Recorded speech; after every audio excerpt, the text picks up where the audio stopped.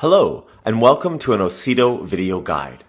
The Ocedo system is a line of cloud-managed gateways, wireless access points, and switches, which are used to connect your entire company together like never before. In this session, we'll show you how to expand the wireless coverage at your sites. We'll be continuing on from our previous session, where we set up a company headquarters and then added additional sites, linking everything together with full mesh automatic VPN.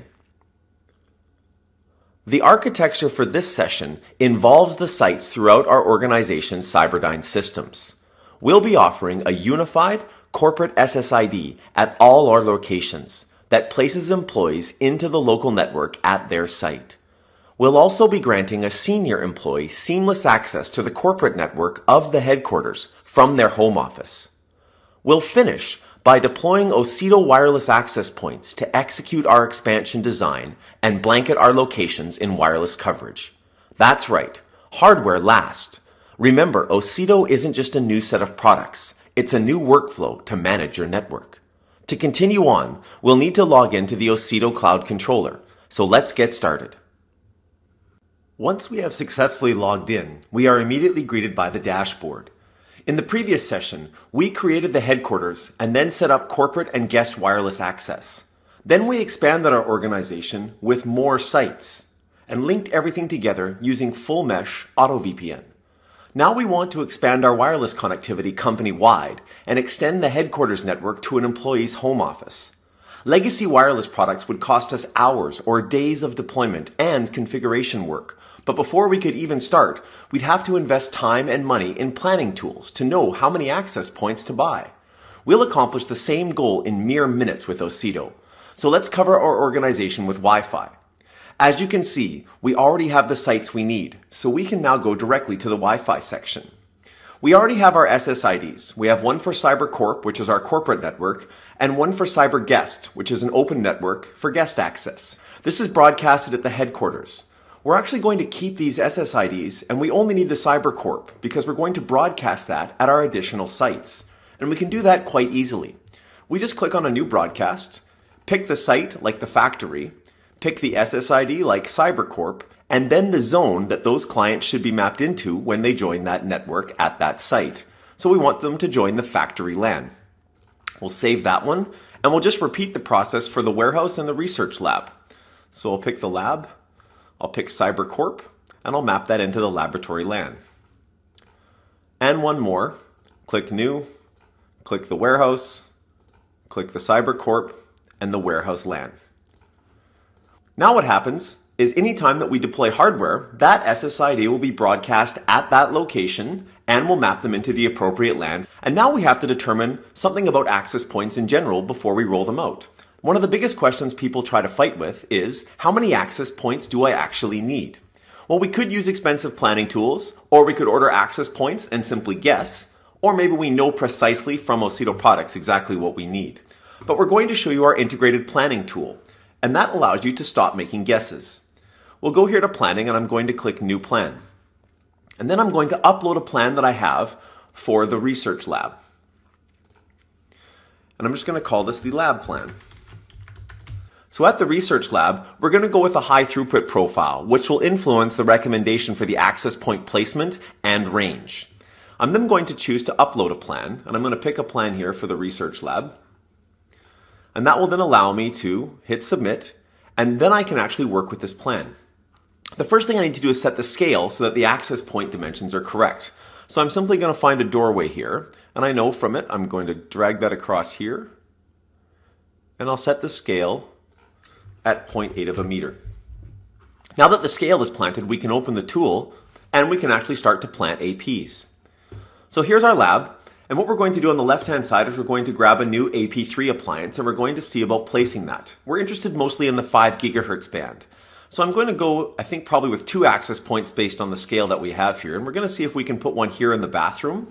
And clicking on it, we're just going to give this a location. And then we're going to adjust the transmit power up a little bit. And it looks like it can cover most of our site. The next thing we're going to do is we're going to add another one. Now usually with access points, where the trickery comes into play is making sure that they all have the correct amount of placement and channel separation and transmit power. So you can see here by having them on the same channel, that's going to create a zone where there's some bad reception and the clients are fighting to figure out which access point they should associate with. So I'm going to actually change the channel here to get us some separation. I'm going to change the transmit power up there, and it looks like we could put this access point somewhere in the laboratory and get decent coverage across most of the site, perhaps in the roof. So I'm going to call this the clean lab. You can see that 2.4 gigahertz will give us a much larger range. We don't use a lot of it, but we are going to just change the channel separation there just in case something does join the 2.4. We don't want to run into problems. So we've got good coverage in 2.4 and good coverage in 5. When we're happy with that, we can click Save. Now, unlike other planning tools, because this is integrated right in the product, we don't actually have to go and figure out how to execute this plan. We're going to capitalize on the Ocedo shadow appliance concept. And when we go down here to Appliances and click on Access Points, you can see that the system has already created 2 shadow appliances for the AP3 for us, and the labeling, and has the configuration when it comes to channel and transmit power ready to go. We could also use the planning tool to then repeat the process for the warehouse and the factory. But we're going to just apply shadow appliances here for each site and add 2 of them like we want. So I'm going to click a shadow appliance, and I'm going to select an AP3. And this one I'm going to deploy into our factory. I'm going to put one there, and I'm going to click one more time and add another one for the factory as well. So we have 2 ready to go at the factory. Now, instead of using the planning tool to configure them, we can also click on the shadow appliances and we can set things and parameters for the radios themselves. So if we have one in here, we might want to put this at 1, and we'll put this one down here at 40. And then if we click on the next one, we might want to put this at 6 or 7, and we can put this channel at 48, for example. And so we can configure the access point parameters as well right from here or from the planning tool. We also want to put the location here. We could just call this East, and we could call the next one West. Just makes the labeling on the map show up a little bit better and allows us to locate things in various menus inside the product. We still have one more site to go, and that was our warehouse. So I'm going to go to Add Appliances, I'm going to create another shadow appliance for the AP3, and I'm going to add that at our warehouse. And our warehouse isn't super large, so we can get away with just one of those. And at that warehouse, we don't need to change anything. I'm just going to call this Central Room. So just like that, we have all the shadow appliances ready to go, and we could register hardware using our hardware registration process to bring those access points online, at which point they would start broadcasting the network SSIDs that we set up in the Wi-Fi section. It's really easy to do. We would just enter the serial numbers off the bottom and click Submit, and the Ocedo provisioning process would ensure that those access points come online, use the local gateways as their particular auto VPN gateway, and also retrieve the configuration that we've set up here inside the Ocedo Cloud Controller and execute all of that without us having to touch a single access point or change any more settings. It's really that easy to blanket our entire company with wireless. As you can see, it only takes a few minutes. If we come back here to the appliances overview, we can see all of the gateways and the access points in one easy screen. Now moving on to the second part that we wanted to accomplish, and that was to extend the corporate headquarters network, the site that we have here under Sites, and this particular network zone for the headquarters, 10110/24, we want to actually extend that to Miles Dyson's home office. So the first thing we're going to need to do is make a new site for his house. I'm just going to create a site here. I'm just going to call this Miles Home. And also he is at 910 Hanover Street.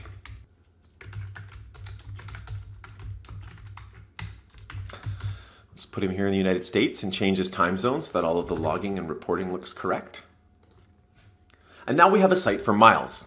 Now, Miles is a little bit different than our other sites in that he's not going to have his own particular zone that we're going to share with the rest of the company. What he wants to do is he wants to actually get an IP address on the corporate headquarters network as if he was in the building. Now that we've made a site for Miles, we can go here to zones and see that a zone has been automatically created. Now, because Miles already has an internet connection and a network from a local cable provider, all we need to do here is just edit this information for our own purposes of records. So I'm just going to click on IP and I'm going to say he's using 192.168.0.1/24. And we don't need to make this network part of Route VPN because, again, we're going to transparently extend the corporate HQ network to his site when he joins the corporate SSID at his home. We also are going to disable the gateway setting here because there is a non-Ocedo gateway and we're not going to deploy an Ocedo gateway in this particular site, only one of our access points. If we come over here to uplinks, there's also been an uplink created from Miles, and we're just going to label that correctly, and we're just going to call that Miles Cable. Now that we're finished that, we can actually select that we want to broadcast the corporate SSID at Miles's home and map him into the corporate HQ LAN. And we do that here under Wi-Fi and broadcasts. And this is where some of the cool Ocedo magic comes into play. I can make a new broadcast, and I can make a site like Miles selected and choose the corporate SSID, and then I don't need to select the actual zone that we've made for Miles. I can actually say the HQ LAN, which means that when he joins the CyberCorp network at his home, he will be given an IP on that network. He doesn't need to be accounted for in the security policy because he's not transferring different zones, and it will automatically be executed when we deploy an AP3 in that site. To do that, we'll just go down here to Appliances. We're going to add an appliance, and we're going to create a shadow appliance for an AP3, and we're going to deploy that into Miles's site. There's really nothing else we need to do. The AP3 has realized that there is no gateway there from Ocedo, so it uses that as the auto VPN connection to connect him to the rest of the company. And once we've registered this with an actual hardware device, Miles would be able to join the corporate SSID from his home, and again would be placed right onto the corporate LAN as if he was in the building and would be able to work very transparently. So as you can see, in just a couple of clicks and a couple of minutes, we can centrally blanket our entire company with wireless that's unified, allows employees to work from home, and doesn't require us to log into dozens of devices, use expensive planning tools, and otherwise devote lots of resources just to get great wireless connectivity at our company. Thanks for watching.